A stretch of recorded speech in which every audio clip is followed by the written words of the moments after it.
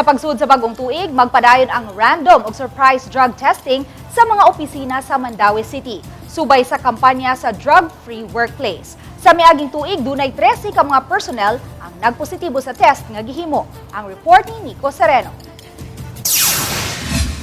Sa nagpadayong drug-free workplace campaign sa Mandaue City Hall ning tuiga, magpadayon sab ang random ug surprise nga drug testing nga ilusad sa lain-laing opisina ug mga personnel. Ang taga Substance Abuse and Mental Health Services Office kun SAMSO ang mo-administer niini. Hinuon matod sa ilang labaw, Attorney Ben Manzano, dili tanang empleyado ang ipaubos niini, random lang. Per department, then karon we will be consulting with the HR of the city admin kung kinsay department sa ngato ang pwedeng makatackle.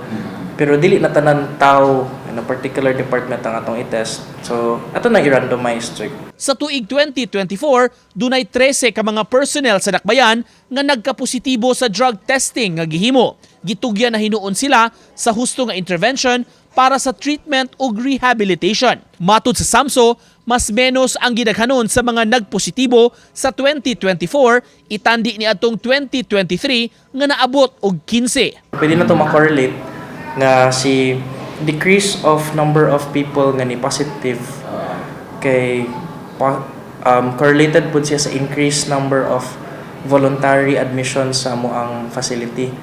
So, pasabot, wala sila naghulat na lang na positive sila sa drug test, sila na mismo ang ni voluntarily surrender. Uban ni Godfrey Relien, Nico Sereno,